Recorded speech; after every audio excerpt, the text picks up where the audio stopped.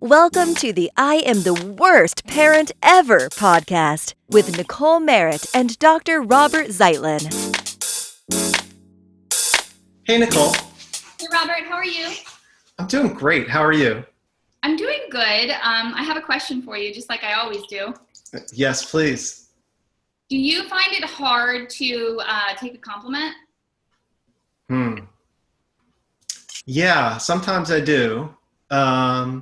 It kind of depends on whether I'm feeling it. Like, if it makes sense to me, like if it comes out of the blue, like it's the opposite of how I'm feeling, it's very hard. How about you? Do you have trouble taking a compliment?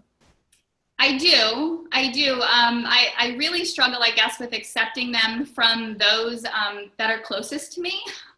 My children, my husband, my mom, my siblings. Just the other day, my daughter, out of the blue in her summer giddiness, said to me, "Mama, you're the best." Wow. And I know, right? That's very generous. And that was the end of the story, right? No.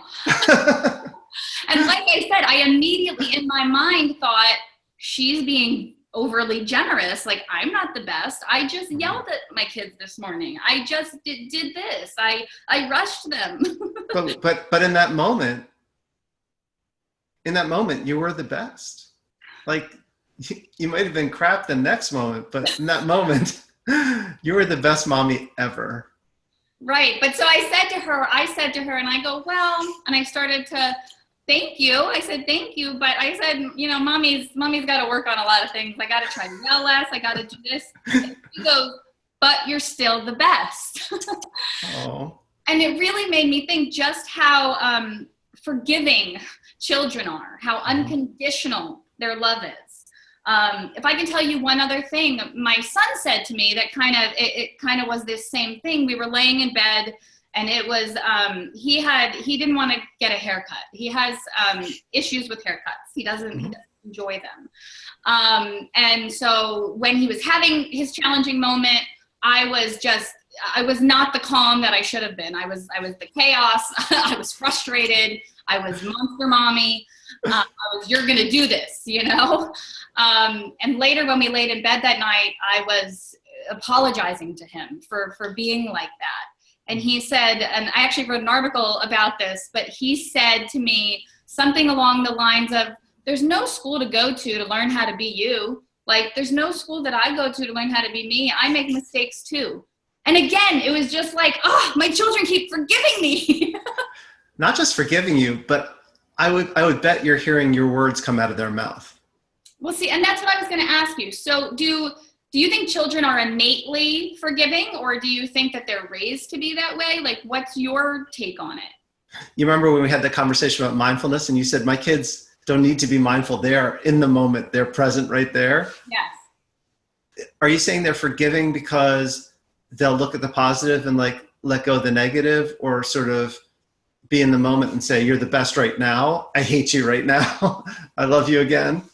I feel like it's almost, this is like the worst thing I could possibly do, compare them to like a dog, but how the dog, you know what I mean? Like your dog doesn't care, like, that you yelled at them this morning, or that you fed them later than usual. Like, they're just excited to see you. And I feel like kids are like that. Like, they just, something happens, but 5 minutes later, they've forgotten about that. And they're in this new present moment with you and excited about that. Kids are like that when you're doing it right. Like, dogs are like that because it's a simple life, right? But kids are like that when they can handle setbacks. And, I don't want to call you the best here and have you explain how you're not, but like, kids are going to be like that when they have the stability to be resilient, to be able to bounce back from stuff and put things in perspective. And they have you and your husband kind of explaining things and putting things in perspective for them. And the more they practice that, the more they can do that. I think totally makes sense to me based on, the other things you've talked about in terms of being a parent. And I think it gets us back to, you and I have talked about being, as much as you can, your authentic self in front of your children. and obviously keeping it age appropriate and whatever conversations you have in front of them, but having a disagreement with your spouse and then you and your spouse coming together right after it in front of them, or having a challenging work moment where you miss something, but them seeing you recover. Like all these things are teaching them exactly to forgive themselves, to forgive other people, to live in the present and do what we can to better the next moment. So my sense is that you don't necessarily know how you got here, but my question to you would be from, let's imagine a mom writing in or a parent writing in and saying, my kids are not forgiving, my kids hold grudges, my kids wake up the next day and are still cranky about what happened the night before. What would you say? What suggestions would you give, advice would you give that parent? I guess that they have to be mindful of what they are modeling. And that they maybe need to have more conversations about the negative stuff that happens or about the challenges of the day. I feel like I try to do a good job of that with my children. Something strange happens or something bad happens or something that makes any of us feel, kind of bad about a situation. We try to talk about it right then and there. And then even later, we kind of come back to it. Like, oh, remember when that happened earlier? Here's why mommy reacted that way. Or we try to just make sure we're being open in our communication. And I think that that's super important. I think it's great. I think it's building in layers of them understanding what's going on, because in a kid's mind, it's like you said at the beginning, it's not that complicated, right? You bought me ice cream, you're the best mommy, it's that simple. But putting especially the negative stuff that happens and things they're upset about in context so they can understand why they happen and when they might happen again and how they can prepare for them and what they can do about it next. That's a lot of good work. Right. And I guess it's easier for me to recognize now while you and I are talking about it, but my general nature is to be a perfectionist. So, when my daughter said I'm the best, my first reaction is, let me name for you the 100 reasons why I'm not the best, So do you think that, well, and actually I think that's, I do think that I am unintentionally raising perfectionists. And is that going to be a problem? Do you think you're raising perfectionists because you're a perfectionist or because you're already seeing those tendencies in them? Both, but I don't think that I would necessarily see those tendencies if I wasn't exemplifying them. I'm the model. And they might be seeing them at school maybe or somewhere else outside of the home, but I feel like I see like my daughter do something or my son do something and I'm like, yep, you got that from mommy. Right. I couldn't be more proud. No, it's better than the thing they bring home from school and you're like, I know you got it from that kid. Anything negative is from daddy. Right. Don't hang out with that kid anymore. I'm not sure perfectionism gets handed off that way. Obviously you're modeling it, right? You're modeling like your son told you, take it easy on yourself. There's no school for this, right? But I think perfectionism in kids comes from within sometimes as much as like a learned behavior. I'm not sure, I think there are a lot of sources for perfectionism. There's a lot of sources for like the stress I see, especially in teenagers who have grown up and kind of worrying about school and worrying about college and worrying about their lives and their careers. And the worry ends up turning into anxiety, and that anxiety ends up fueling that perfectionism in a lot of kids. But I could totally relate to what you're saying in terms of being a perfectionist. I just did something that was a little bit scary for me, and I had a million dreams and goals for how it would go. And of course, 99 of them worked out great, but that one that didn't work out so well, I was grinding about that for a good 2 days after the event. And I'm like, oh, I can't believe it. It's like, it took me a second to actually get some perspective on it and look back and think, you're worrying about that one thing that didn't happen and 99 of the things went well, So what does it take to give ourselves perspective? Like it's crazy. Right. Now, don't you think, like, I would contend that being a perfectionist is a quality of of most successful people. Do you think so? I think it's the quality of a lot of successful people, but I don't think it's a necessary quality. Okay.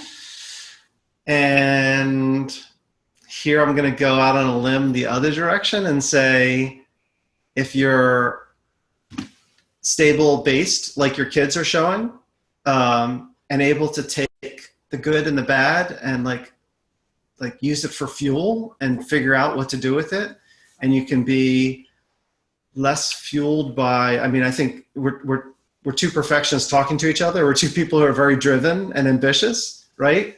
But I think there's another version of us that's sort of calm and moving forward and sort of taking successes and failures in stride and moving and doing. And so I don't think it's a necessary component, but I think it is definitely behind a lot of people's success. Do I think you need to raise your kids that way if they're going to be successful? No, I think there are other ways.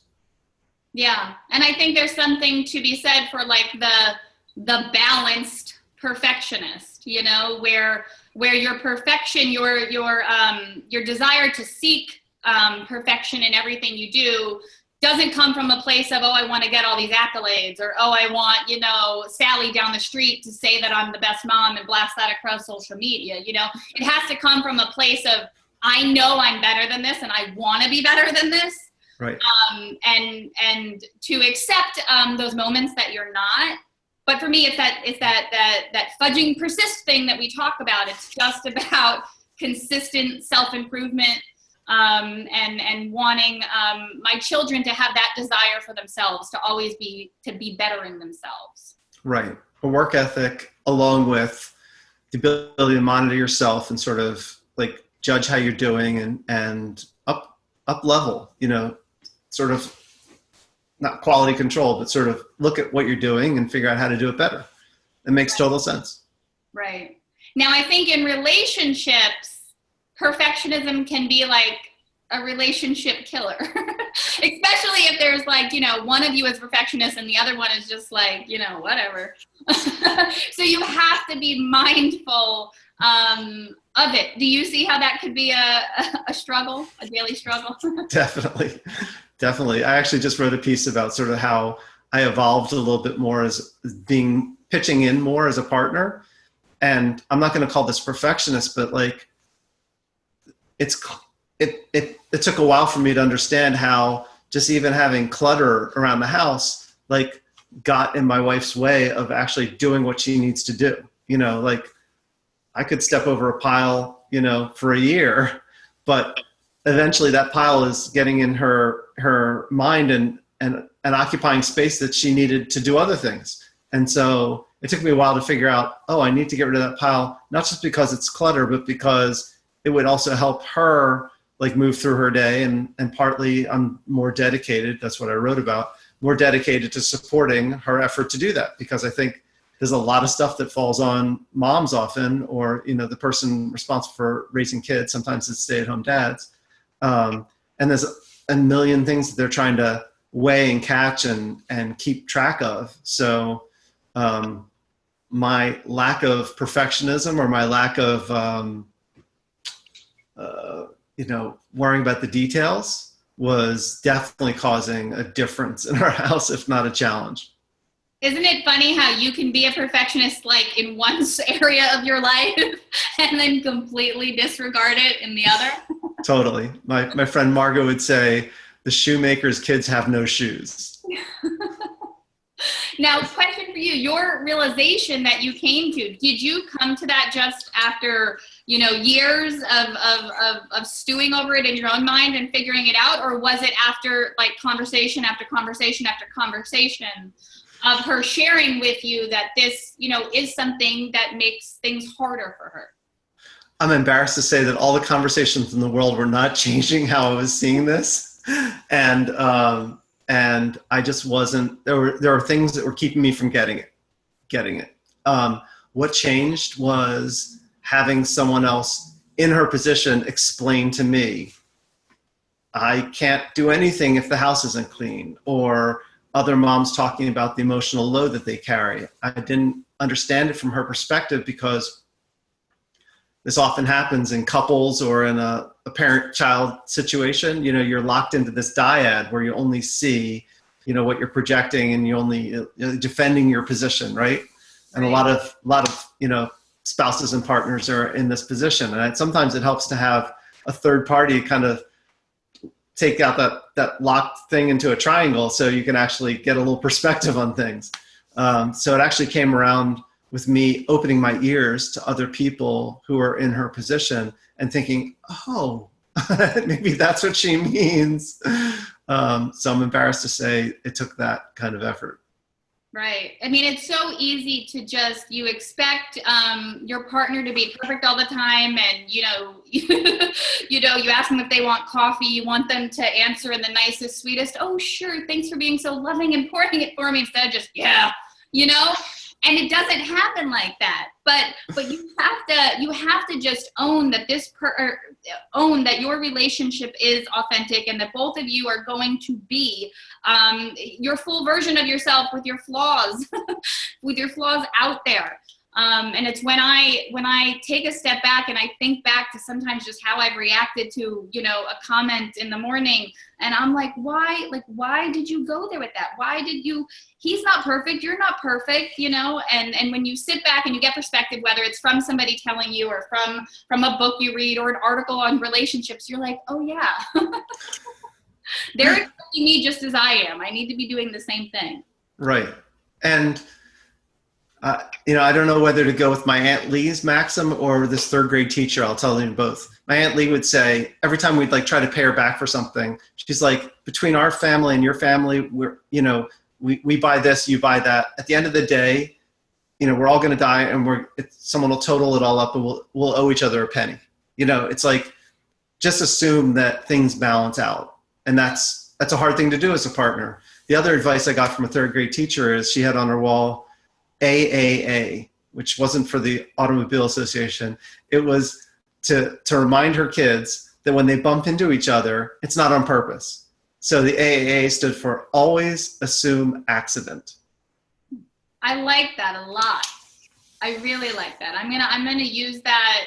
I'm gonna use that, like put that on our fridge and use that in my home. Because I swear,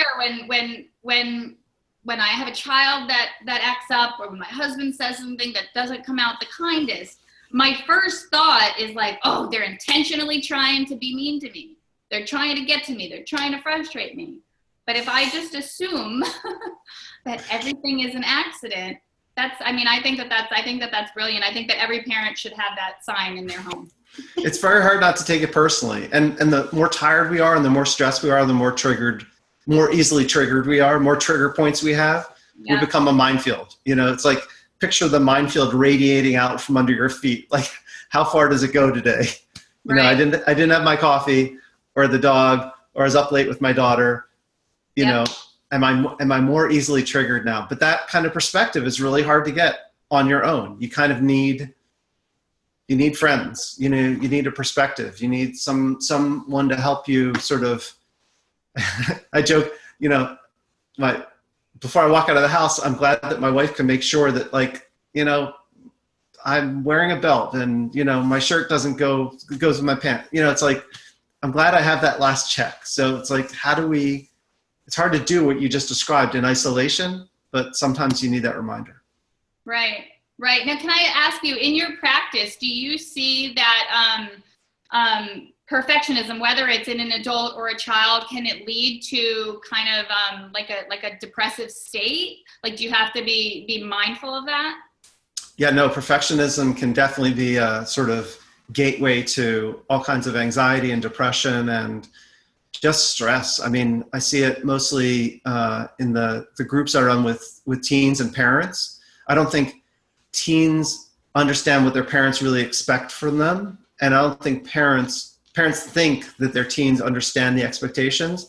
But in that gap between knowing what my parents expect and my kid understanding what I'm expecting of them, teens, especially in this environment, in this world where college and all this pressure is growing, they're what they think the expectations are so huge, and they'll make it much harder on themselves. And that goes for teens and families, and like, you academic expectations. That goes for kids on teams and what their coaches expect of them.